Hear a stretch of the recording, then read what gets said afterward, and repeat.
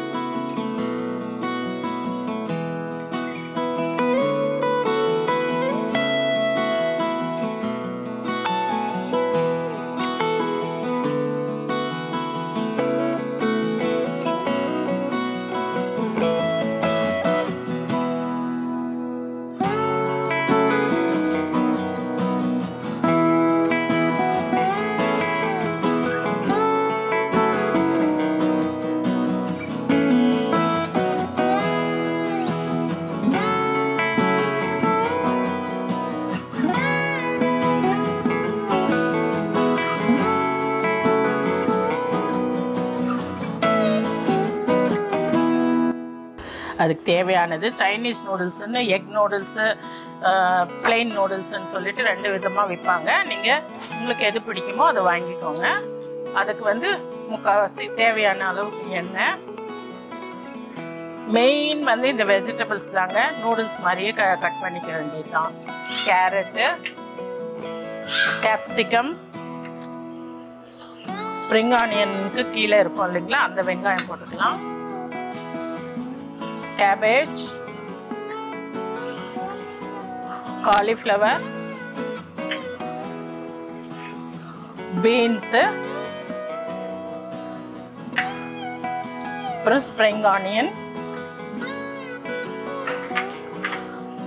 இதுக்கு pepper, salt, கொஞ்சமாக Ajinomoto டேஸ்ட்டுக்காக கொஞ்சமாக தான், நிறைய போட மாட்டேன், கொஞ்சமாக போட்டுக்கலாம். சோயா சாஸு, அப்புறம் red chilli sauce, green chilli sauce, any sauce வச்சுக்கோங்க. கொஞ்சம் மிளகாயை சுடு தண்ணியில் போட்டுட்டு நைஸாக அரைச்சிக்க அந்த பேஸ்ட்டும் கொஞ்சம் எடுத்துக்கோங்க. முதல்ல தண்ணி வச்சு நூடுல்ஸை வேக வச்சு எடுத்துக்கணுங்க.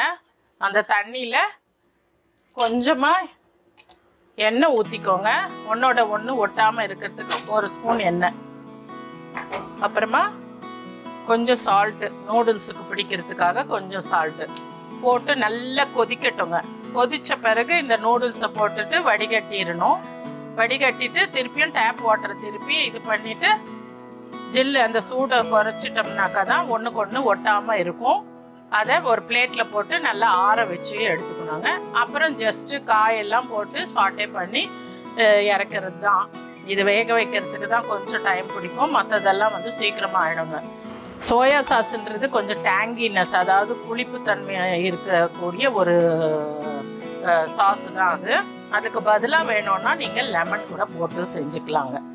பட் உங்களுக்கு சைனீஸ் டேஸ்ட்லேயே வேணும்னீங்கன்னாக்கா அந்த சாஸஸ்லாம் சின்ன சின்ன பாட்டிலில் கூட விற்குது. அதை நீங்கள் வாங்கி வச்சுக்கலாம். ஃப்ரைட் ரைஸுக்கு ஊற்றிக்கலாம். சைனீஸ் ஐட்டம் எது செஞ்சோம்னா, இப்போ நான் நிறைய சைனீஸ் ஐட்டம் செஞ்சு காட்டியிருக்கேன். உங்களுக்கு தான் சிக்கன் செஞ்சு காட்டியிருக்கேன், ப்ரான் மஞ்சூரியன் செஞ்சு காட்டியிருக்கேன். அதுக்கெல்லாம் இந்த சாஸஸ் நல்லா யூஸ் ஆகும். வச்சுக்கலாம். அது ஒன்றும் கெடாதுங்க. 6 மாதம் வரைக்கும் ஒரு பாட்டில் வாங்கி வச்சாக்கா பத்திரமாவே வெளியிலேயே வச்சுக்கலாம். இப்போ போட்டாச்சு, நல்லா கொதிக்கட்டும். ஹாஃப் குக் பண்ணால் போதும், ரொம்ப குக் பண்ண வேண்டாம் இது. ஏன்னா ரொம்ப குக் பண்ணிங்கன்னாக்கா உங்களுக்கு கிளறும் போது குழ குழன்னு ஆகிடும். அதனால ஹாஃப் குக் பண்ணாக்கா போதும். நல்லா கொதிச்சு வரணுங்க. அது வரைக்கும் கொஞ்சம் வெயிட் பண்ணுங்க. பாருங்கள், நல்லா கொதிச்சு வந்துருச்சு. அரை வெந்துருச்சு, அரை பாகம் பார்த்துக்கோங்க. எடுத்தீங்கன்னா புட்டோம்னாக்கா துண்டா போயிடும். அவ்வளோதான், வெந்துருச்சு. பாதி வெந்தா போடும். இதுக்கு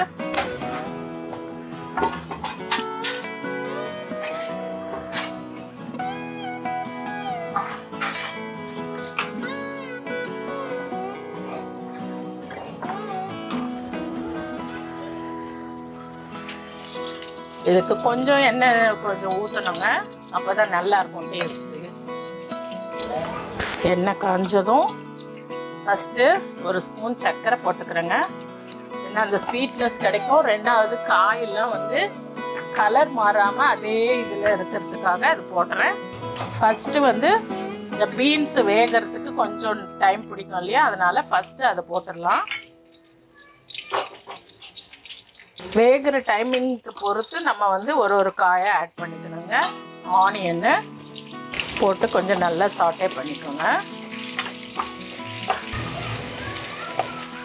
அடுத்தது காலிஃப்ளவர், பொடியை நறுக்கி வச்சிருக்கிற காலிஃப்ளவர் போட்டிருக்கேன்.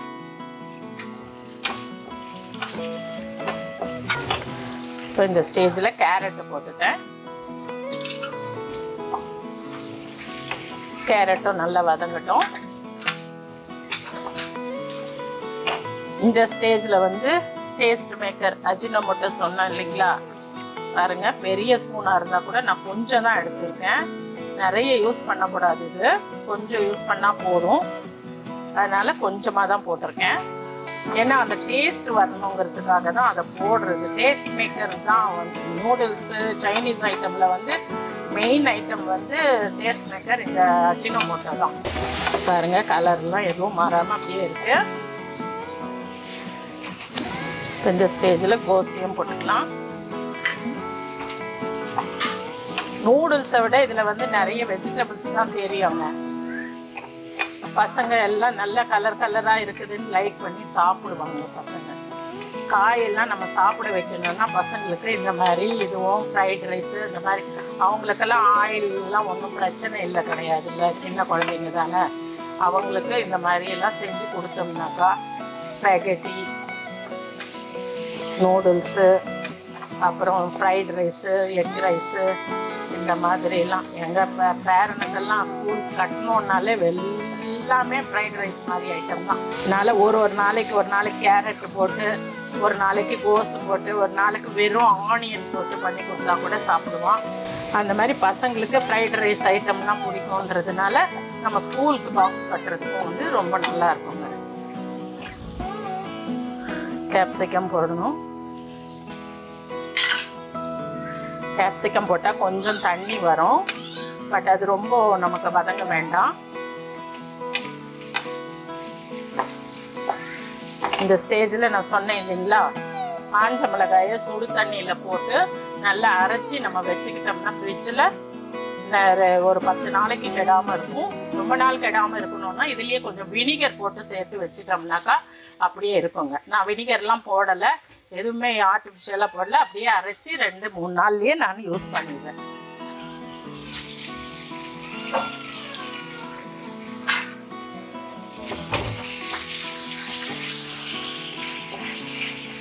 ஓகேங்களா. இப்போ நல்லா அந்த பச்சை வாடை கொஞ்சம் இருக்கும் நம்ம நினச்சிக்குவோம். அது வேக வச்சுட்டோம், இருந்தாலும் மிளகா வந்து நமக்கு அது பச்சை வாடை அடிக்கும்ன்ற மாதிரி ஃபீல் வரும். அதனால கொஞ்சம் நல்லா அது வாசனை போகிற அளவுக்கு வதக்கிடுறாங்க.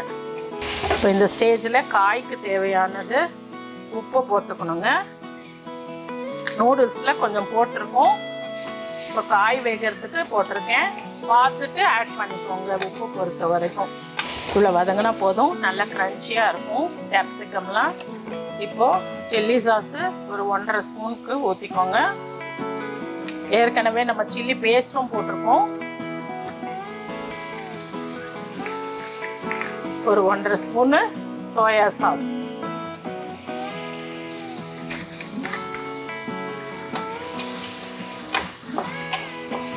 போட்டு நல்லா சாட்டே பண்ணிடுங்க. ஸ்ப்ரிங் ஆனியன் எல்லாமே போட்டேன். நான் டெக்கரேஷனுக்கெல்லாம் வைக்கல, ஏன்னா எடுத்து போட்டுறக்கூடாது இல்லைங்களா பசங்க, அதனால இப்போவே போட்டு வதங்கிட்டேன்னாக்கா அதில் கலந்துரும். அதனால் இப்போவே போட்டுட்டேங்க. ஆயிடுச்சு.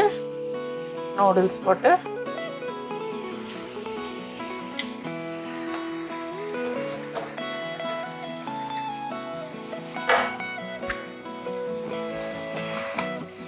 நூடுல்ஸ் போட்டு எல்லாம் கலக்கிற மாதிரி கொஞ்சம் கலந்து விடுங்க. சைனீஸ் மாதிரி நமக்கு பேன்லாம் ஆட்டி எல்லாம் செய்ய தெரியாது, நம்ம வீட்டில் செய்யறதுனால. அதனால கொஞ்சம் கொஞ்சமாக ஒரு பக்கமாகவே கலந்துக்கோங்க. இன்னும் சைனீஸ் லுக்கு வந்துருக்குங்களா? நல்லா கலந்துருச்சு. இந்த ஸ்டேஜில் பெப்பர் ஆட் பண்ணிக்கலாம். கொஞ்சம் ஸ்டவ்வை வந்து கம்மி பண்ணிக்கோங்க, ஏன்னா அடி பிடிக்க ஆரம்பிக்குது. கலந்துட்டே இருக்கணும். அது நல்லா ஒரு ஸ்பூன், பெரிய ஸ்பூன், டேபிள் ஸ்பூன் அளவுக்கு பெப்பர் போட்டுக்கோங்க. போட்டு நல்லா கலந்துருங்க. அவ்வளோதான், நூடுல்ஸ் ரெடி ஆயிடுச்சு. Hot noodles. கிச்சனில் கொஞ்சம் ரொம்ப வேக்காடாக இருக்குது, ஹாட்டாக செஞ்சுருக்கேன். இப்போ நூடுல்ஸை நானே செஞ்சு சாப்பிட்டுட்டு உங்களுக்கு சொல்கிறேங்க.